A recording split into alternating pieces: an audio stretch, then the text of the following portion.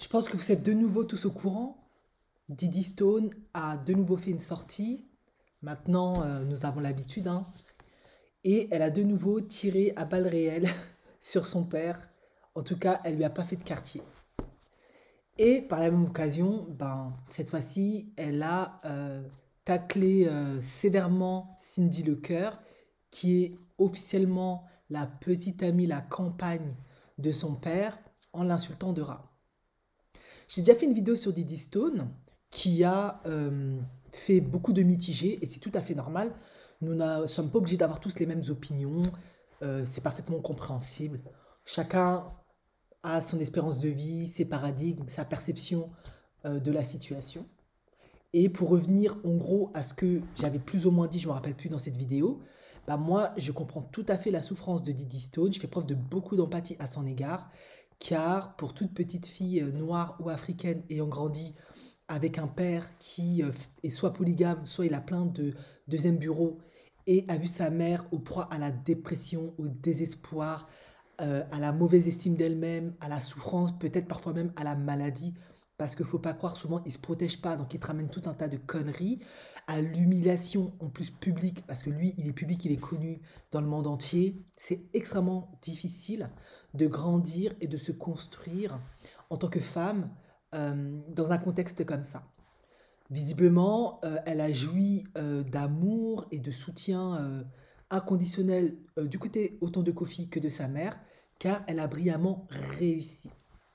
Reste à savoir si elle va rejoindre le nombre, en tout cas, si elle va rejoindre les statistiques des femmes noires qui, parce qu'elles ont une grande carrière, elles ont beaucoup de succès, elles ont du mal à se mettre en couple avec des hommes noirs.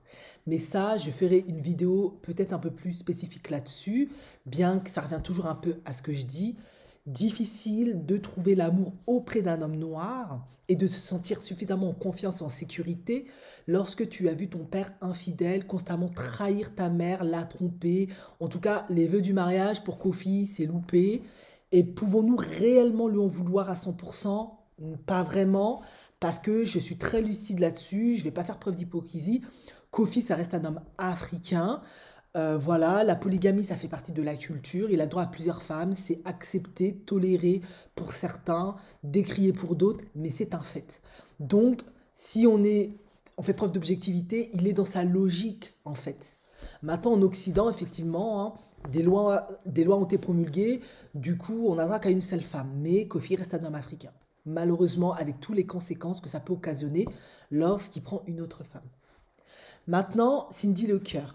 C'est vrai, c'est la Chisa de Kofi, c'est la maîtresse de Kofi, elle a peut-être été dotée par Kofi, ce que vous voulez, mais quand on fait preuve un peu plus d'objectivité, et c'est pas toujours évident dans une situation aussi douloureuse que ça, ben, est-ce que on peut absolument en vouloir à Cindy Lecœur dans un certain sens? Ben, c'est pas si simple. En effet, si moi j'avais grandi à Kinshasa dans le soleil brûlant, je ne peux pas manger mon pundou, mon machikwang tous les jours, je galère pour bouffer, ma famille c'est compliqué, je n'ai que ma beauté et mon talent pour m'extirper de ma condition. Est-ce que si moi j'avais vu Kofi, j'aurais fait différemment? Je ne vais pas faire l'hypocrite, non, je ne pense pas. J'aurais saisi clairement l'opportunité comme ben, le font énormément, énormément de femmes lorsqu'elles rencontrent un homme qui a un petit peu plus, qui est fructueux, ou qui vient de l'Occident ou qui a beaucoup d'opportunités. Ben, c'est ce que Cindy Lecœur a fait. Et pour elle, ben, il faut croire qu'elle était bénie des dieux parce qu'elle avait tellement un talent incommensurable. Et le point commun avec Kofi était tellement spirituellement puissant, parce que pour moi, ça peut être que spirituel. En effet, hein, Kofi a eu plein de chanteuses, danseuses, mais c'est Cindy Lecœur qui est là depuis plus de 17 ans, plus ou moins.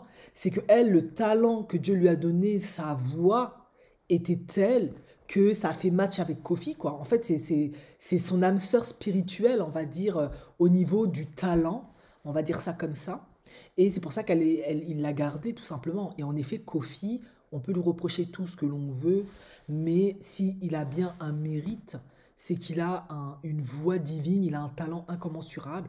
Et il a contribué, même si il a fait beaucoup de frasques, hein, à faire rayonner le patrimoine de l'Afrique.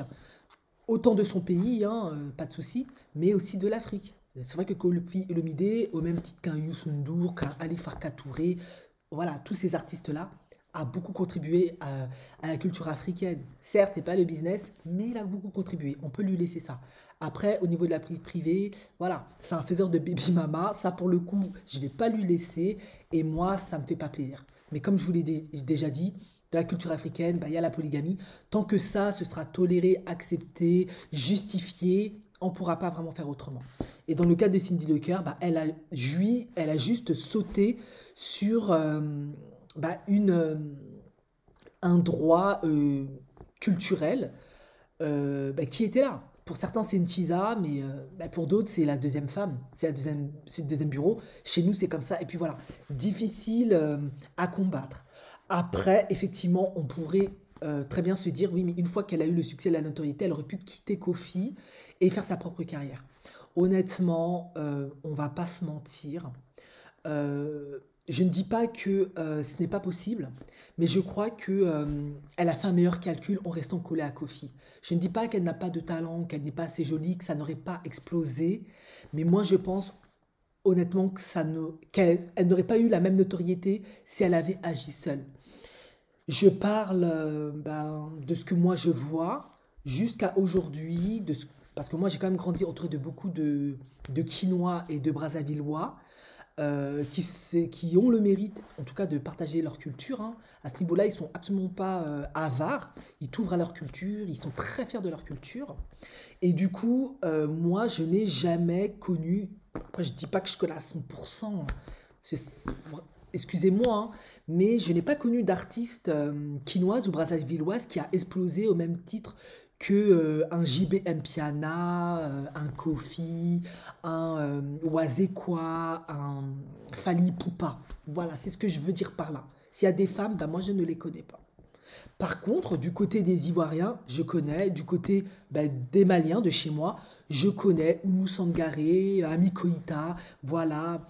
Donc, est-ce que la population quinoise et héroise est prête à élever une femme au rang de star incommensurable mondiale, à la Kofi Olomide? Je ne suis pas certaine, je peux me tromper, excusez-moi, je ne vais pas vous manquer de respect, vous blesser, mais je ne suis pas sûre. En effet, ça reste quand même des bantous, et c'est bantous dur, quoi. Donc, c'est l'homme, l'homme, l'homme, et la femme, elle suit. Et Cindy Lecœur, ben, elle a fait un meilleur calcul en restant que la Kofi, parce que on parle toujours d'elle, elle est toujours dans l'actualité, elle peut toujours gagner son argent, manger, elle est protégée. Voilà, Kofi il est ce qu'il est, mais elle a conscience de où elle vient. Elle sait que c'était une femme qui ne possédait rien, elle était poivre. Elle s'est accrochée là. En tout cas, elle a mangé dans le meilleur râtelier et ça lui a plutôt bien réussi. Et c'est vrai que c'est au niveau de la moralité, ça peut être contestable, mais si on regarde objectivement, je pense que pour s'extirper sa condition, elle ne pouvait pas faire autrement. Et arrêter d'être avec Kofi après quelques années, bon, je pense qu'elle aime peut-être vraiment, ils ont vraiment peut-être une connexion spirituelle, musicale telle, ils ont un point commun incommensurable, ils ont une passion, ils font des trucs, des projets superbes ensemble. Est-ce que ça vaut vraiment la peine de s'en séparer? Je pense pas, je pense qu'elle est aussi amoureuse, mais le calcul en fait il est vite fait, il vaut mieux rester avec Kofi. Hein. Kofi c'est Kofi, il est connu, il a fait ses preuves à travers le monde entier, il a des entrées partout. Euh, Quitter Kofi pour faire ta propre carrière, moi je ne pense pas que ça va exploser. Ça aurait explosé autant que ça, qu'aujourd'hui en tout cas. Et je crois qu'elle n'aurait pas pu durer autant que ça. Je ne suis pas convaincue. Mais ça reste mon avis. Maintenant, je vais venir sur le cœur de cette vidéo. En effet, Didi Stone, elle a sa douleur, la petite fille en elle qui est blessée, hein, bien qu'elle a fait une interview il n'y a pas longtemps où elle dit qu'elle aime son père, que dans toutes les familles il y a des différends, et qu'avec le temps ça va aller, qu'elle a pardonné son père et que elle reste dans le plan divin et qu'un jour les choses seront rééquilibrées. Et moi, c'est sur ce point que je voulais intervenir. Comme je le dis toujours dans mes vidéos, je ne prétends pas détenir la vérité absolue. Je donne juste mon analyse en fonction un certain nombre de faits de société que j'observe, autant en Occident qu'en Afrique et dans les diverses communautés noires et africaines. Parce que des Africains, on est partout, hein, même en Inde. Et du coup, moi, ce que j'observe, c'est très simple. En effet, si vous avez eu l'occasion de grandir un peu avec les Quinois, les Brassavillois, eh bien, ils sont très endogames. Ils aiment beaucoup leurs femmes, et ça c'est très bien, il n'y a pas de souci avec ça. Ça ne veut pas dire qu'ils ne vont pas apprécier des femmes d'ailleurs, mais ils n'ont aucun problème. En tout cas, s'il y a bien un truc que j'aime bien chez ces hommes noirs-là, c'est qu'eux, ils aiment beaucoup leurs femmes. En tout cas, ils n'ont pas de problème avec la femme noire. Ils aiment la femme noire. Il n'y a pas de souci, ils épousent leur femme. C'est ça, même s'ils doivent te cogner les têtes, jongler et tout, avoir plusieurs bureaux, ils aiment leur femme. Elle peut être comment ils aiment leur femme. Ils épousent leur femme, ils dotent leur femme. Ils n'ont pas de problème avec des grosses dots, tout ça, tout ça. Après, c'est une question de culture, il n'y a pas de souci. Voilà, chez les Westaf, c'est un peu différent, mais eux, ils aiment leur femme. J'ai pas dit que les Westaf n'aiment pas leur femme. Mais au niveau de la dot, c'est un peu différent. C'est ça que je voulais dire. Et je vous connais, là, vous allez dire. Hmm. Mais il y a quand même un truc qui est souvent revenu dans mes amitiés avec eux. Ben, c'est la femme métisse et la perception qu'on a de la femme métisse. En effet, je ne sais pas pourquoi, je ne sais pas exactement ce qui s'est passé dans l'histoire des Quinois des Brazzavillois durant la colonisation belge et française, mais visiblement, la femme métisse, chez eux, plus qu'à... Bon, les Angolas, ça fait pour moi, ça fait partie du même club, parce que Angola, Quinois, souvent, ils étaient mélangés, mariés ensemble. Voilà, moi, en tout cas, c'est un peu comme ça que j'ai grandi avec cette... C'est comme ça qu'ils m'ont un peu expliqué le truc, hein. Après, je veux pas faire mon experte, mais voilà. Mais je les englobe un peu dans le même club. Ben, la perception de la femme métisse, chez eux, c'était vraiment quelque chose de très puissant.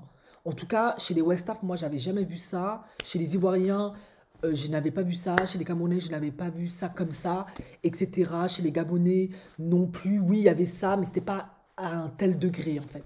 Peut-être qu'aujourd'hui, ça a changé. Mais moi, à mon époque, dans les années 80, tout ça, au moment où Kofi, il commençait à exploser gentiment en France, je l'avais vu en concert en boîte de nuit. C'était quelle boîte de nuit déjà? Sur Paris, il avait fait un concert dans cette boîte de nuit, le Titan, je crois, et avec Ifra Kata, bon, tout ce truc-là, et cette musique-là, et la femme métisse, en tout cas, ça revenait beaucoup dans les discussions de mes amis. Apparemment, c'était quelque chose, c'était vraiment gage de succès, de prestige, de beaucoup de choses. Et je me demande si cette blessure-là, qui est une blessure tout à fait légitime, hein, je fais preuve de beaucoup d'empathie parce que je ferais preuve d'hypocrisie pour prétendre que non, on peut passer au-dessus de ça. Non, c'est pas simple. C'est pas des gens privés, c'est des gens qui sont connus mondialement. Donc l'humiliation, elle est terrible. Voir ta mère dans certaines conditions, c'est terrible. Par contre, je me demande si la blessure n'est pas aussi une blessure, je dis ça, je dis rien, hein, d'amour propre aussi. En effet, Kofi, sa première femme, c'était Marianne Makosso. Je crois que c'est ça. Quand on regarde les photos de Marianne Makosso, c'était une très belle femme, mais ça restait une femme plus ou moins de ma teinte, brown, un truc comme ça. Et là, il n'était pas vraiment connu. Ou peut-être, il faisait ses débuts dans le milieu quinois congolais, enfin brazzavillois. Gentiment, il se battait avec sa musique. Peut-être. Ou il commençait à être connu, mais peut-être dans une échelle vraiment micro. Et là où Kofi, après je peux me tromper, hein, moi je fais mes hypothèses, hein. Il a littéralement tué le game, ben, c'est quand il a changé de femme. Ça peut paraître anodin pour vous, parce que vous dites, mais il a le talent, etc. Oui, mais il ne faut pas oublier que Kofi, il vient d'Afrique. Et Kofi, c'est un homme, il s'est fait tout seul, il a grandi sans rien. C'était vraiment un enfant de la rue, on va dire, plus ou moins. Il a souvent galéré pour manger. Ce n'est pas pour rien que, et Dieu heureusement l'a béni, avec une voix divine, mais ce n'est pas pour rien qu'il s'est défini à travers la musique, parce qu'il n'avait pas l'opportunité d'aller étudier, faire des études et tout. Moi, j'ai connu des amis à moi, leur papa, eux, ils avaient eu l'opportunité d'étudier, d'avoir des diplômes. Donc, elles, en France, elles avaient des mamans pharmaciennes, des papas qui avaient des bons postes et tout. Moi, j'étais impressionné à l'époque parce que chez les Maliens, j'y avais pas beaucoup comme ça, hein. Peut-être au pays, mais dans la France, non. Nous, nos papas, ils faisaient des joshis, des boulots pénibles. Donc, si Kofi a fait les choses comme ça, c'est qu'il s'est défini à travers la musique parce qu'il n'avait pas trop d'opportunités. Et heureusement pour lui, c'était vraiment son destin, ça lui a réussi. Du coup, quand il a changé de femme, il a quitté Marianne Makosso, la mère de ses premiers enfants. Peut-être ça lui a fait mal, etc. Mais on n'a pas vu d'esclandre, on n'a pas vu les premiers enfants venir faire des exclandres, etc. C'était notre génération aussi.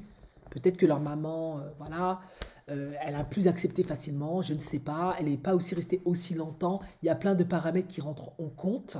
Mais il y a quand même une réalité, c'est que Marianne Makosso était une femme noire, brown skin. Elle n'était pas une femme afrodescendante métisse. Je ne sais pas, Alia, si c'est libanais ou blanc. Je ne sais- Alia, c'est plutôt un prénom arabe, hein, en tout cas de consonance sémite. Donc, je peux supposer que peut-être que le mélange était libanais. Mais on sait qu'en Afrique, pour eux, tout ce qui, tout ce qui va vers le blanc, c'est blanc. Du coup, il faut être réaliste. Ils ont fait plus de 25 ans ensemble et c'est en étant aussi avec Alia que ça a explosé parce que bah, elle est métisse. En plus, c'est une belle métisse. Elles sont pas toutes jolies, mais moi j'ai vu les photos, elle est une très belle femme, hein. Mince et tout. Elle était vraiment au standard bah, européen. On va pas se mentir. Donc, il y a quand même de la part de Kofi, même si je pense qu'il aime toutes ces femmes, une instrumentalisation de la femme et aussi de la femme métisse. Donc du coup, il a explosé à cette époque-là, à l'IA, il peut avoir accès, parce que il a joué aussi sur des blessures, des failles, des noirs, peut-être vous n'êtes pas tous comme ça, mais il y a quand même un certain complexe, il y a le colorisme qui rentre en jeu face à la femme métisse, où beaucoup peuvent se dire elle est plus légitime, tout à fait c'est normal, elle mérite pleinement la place parce que ben, elle est tellement belle, elle se rapproche tellement de l'homme blanc. En tout cas, à l'époque, dans les années 80, c'était extrêmement puissant cette croyance. Et il en a clairement joué. Moi, Kofi, comment je le vois, comment il s'exprime, il est beaucoup trop intelligent pour ne pas avoir compris ça et ne pas avoir joué sur ça. Et ça lui a été extrêmement, extrêmement, extrêmement profitable. En effet, si vous regardez mes vidéos, je vous ai souvent dit, les hommes, la femme qui choisissent, elle va aussi beaucoup déterminer leur carrière, leur opportunité. Si tu as un homme à succès et tu prends une très très très belle femme, eh bien, ça te donne un effet d'halo extrêmement positif, sympathique. C'est voilà. Et Alia, clairement, et même aujourd'hui, quand on la regarde, c'est toujours une belle femme. Voilà. Eh bien, la beauté est toujours là. Donc, je pense qu'il y a eu instrumentalisation bah, de la femme métisse, d'Alia, même s'il l'aimait, il n'y a pas de souci, il s'en est occupé, même s'il y a eu beaucoup de souffrance dans ce mariage, il y a eu instrumentalisation aussi de Alia. En effet, si tu es dans les milieux congolais et tu as Alia à tes côtés, ben, les Congolais, ils vont réagir un peu différemment à toi. Est-ce que ça justifie uniquement son succès? Non. Kofi, je l'ai déjà dit, il a énormément, énormément, énormément de talent. Kofi a une de ses voix, c'est quelque chose. Il est aussi visionnaire, il a su bien s'entourer, il a su organiser beaucoup de choses. Moi, j'ai vu les clips, les concerts, les Feuti Feuti, tout ce qu'il a mis en place. Il a su dénicher d'excellents artistes, Kérosène, Fali, tout ça, tout ça. C'est indéniable. Mais la femme, choisir bien ta femme à tes côtés, en plus, si tu as du talent comme Kofi, énormément de potentiel, c'est le succès garanti. Et à l'époque, dans les années 80 et tout, on n'en était pas encore au Black Lives Matter, la femme noire, maintenant on la met devant, etc. Non, non, non, non, non. On était toujours dans les clichés, les stéréotypes, hérités de l'esclavage et de la colonisation. La femme noire, on s'en bat la rondelle. Donc, voir une femme métisse devant, ben, ça ne pouvait que encore plus exploser sa valeur et sa notoriété, lui ouvrir énormément de portes en France, en Occident, etc. Et c'est sûr qu'il a clairement joué sur ça aussi. Je dis instrumentalisé, non. Il a aussi joué sur ça. Et comme un bonhomme noir qui se respecte, bah lui, l'Afrique est tellement diverse dans ses beautés des femmes, de l'Est à l'Ouest, il a clairement joué dessus. Et maintenant, il finit avec Cindy Lecoeur et 25 ans après, bon, les enfants ont grandi, chacun se gère, et indépendant. Maintenant, Alia initie le divorce parce que clairement, même si Kofi, il voulait peut-être pas divorcer d'elle, elle a clairement compris que son rôle, sa position et sa puissance, aujourd'hui, en 2022-23, ben, c'est plus la même chose. En effet, les femmes métisses, on les apprécie toujours autant, c'est vrai, on va pas faire semblant, euh, mais la femme noire maintenant aussi a une certaine place. Et surtout, Kofi n'a plus besoin de faire ses preuves. Maintenant, Kofi, Olomide, peu importe la femme qui prend, même s'il prend Mami Wata avec ses tentacules, ses serpents, voilà, celle-là vous allez vous fâcher là. Même s'il prend Médusa avec ses tentacules, et les serpents qui sortent de la tête, ça va toujours marcher, on va toujours suivre Kofi parce que il n'a plus rien à prouver. Après autant d'années de succès, Kofi n'a plus rien à prouver. Son simple nom, Kofi Olomide, même si Kofi célibataire, n'a plus rien à prouver. Donc, il n'a plus besoin en soi, c'est dit vulgairement, ben, d'avoir femme métisse, Fali ou qui que ce soit autour de lui. Maintenant, lui, sa réputation, elle est établie, il est fait. Il va mourir comme ça, Kofi, il est rentré dans le panthéon des artistes mondiaux et artistes noirs dans le Hall of Fame. C'est terminé. Du coup, qu'est-ce que maintenant il peut faire pour consolider un petit peu plus ben, le cœur des Africains et surtout ben, des Congolais zaïrois? Il peut retourner avec en fait une Congolaise, une zaïroise. Pourquoi aussi? Parce que les temps ont changé. Maintenant, la femme noire, elle est mise beaucoup plus en avant. Elle est beaucoup plus valorisée, même si certains n'en déplaisent à certains. C'est d'ailleurs pour ça qu'il y a toujours plein de chaînes de YouTube, de vidéos pour la casser. La femme noire est extrêmement mise en avant parce que les hommes occidentaux ont décidé de mettre la femme noire en avant. Ben oui, les Africains l'ont fait, mais c'est surtout les Occidentaux parce que bon, ils ont toujours leur portée voilà, mondiale, hein, c'est comme ça. Je ne fais pas le monde. Du coup, bah, Cindy Lecœur, elle n'est elle n'est pas mal perçue quand il se trimballe avec elle. C'est OK. Pourquoi aujourd'hui? Parce que Cindy Lecœur, même si je sais que c'est une comparaison un peu bidon, mais j'ai pas trouvé mieux, elle est apparentée à elle est apparentée à une Aya Nakamura, à d'autres artistes noirs. Bon, je connais pas tous leurs noms, mais vous voyez ce que je veux dire. Donc Cindy Lecœur, maintenant, dans l'inconscient collectif du monde entier, c'est pas un problème si c'est une femme noire. On va pas dire ah c'est pas assez bien, c'est bas de gamme, ton succès va s'éteindre. Non, lui déjà il est établi et en plus elle a du talent et en plus c'est une femme noire et les femmes noires aujourd'hui, parce qu'il faut dire la vérité, même si elles ont du talent, les Afro-Américains ont fait le boulot. Du coup la femme noire maintenant elle a quand même ses accès dans beaucoup de choses. La preuve en est, sa fille qui est de la même teinte que Cindy Lecœur, elle cartonne. En tout cas, elle a quand même de très belles opportunités. Rihanna, même si je sais que ça a un peu blanchi la peau là, elle aussi elle a ses opportunités. Vous voyez ce que je veux dire? Donc ben, maintenant, Kofi n'a plus de problème à avoir une femme dark skin, on va dire, ou brown skin, parce qu'il n'a plus besoin de validation, il est établi. Donc moi je voulais un peu parler de ça. Est-ce qu'il n'y a pas aussi un peu une blessure d'amour-propre, dans le sens où tu te sens un peu instrumentalisé d'une certaine manière? Je dis ça comme ça, je dis rien. Moi, je suis là pour faire des analyses, hein. Il faut quand même que je rende la vidéo intéressante, avec un autre point de vue que ce que disent tous les autres. Mais je me demande. C'est pour ça que je vous dis toujours, avec les hommes noirs, il faut faire attention. Les hommes noirs, parfois, déjà, ils ont l'opportunité, du fait de leur continent, d'avoir des femmes diverses, hein. Donc, et pour qui ils vont se priver? Ils peuvent prendre noire, maghrébine, blanche. Ils peuvent tout prendre. En Afrique, il y a tout. Éthiopienne. Si c'est pas assez éthiopien, tu vas chez Djibouti. Si c'est trop arabisé, tu vas prendre une Wolof. Vous voyez, ils ont plusieurs types de femmes et ils jouent avec ça. Et selon là où tu veux entrer, dans des cercles un petit peu plus machin, tu vas pas prendre la dark skin, à part si elle ressemble à les mannequins, une Nikki Todd, ce genre de choses, une Naomi Campbell. Et si tu as besoin d'une femme un peu plus négroïde pour certaines choses, bah, tu t'adaptes, tout simplement. Sauf que l'époque aujourd'hui a changé. Maintenant, les femmes noires, elles ont beaucoup plus elles sont beaucoup plus appréciées dans leur spécificité de beauté, etc.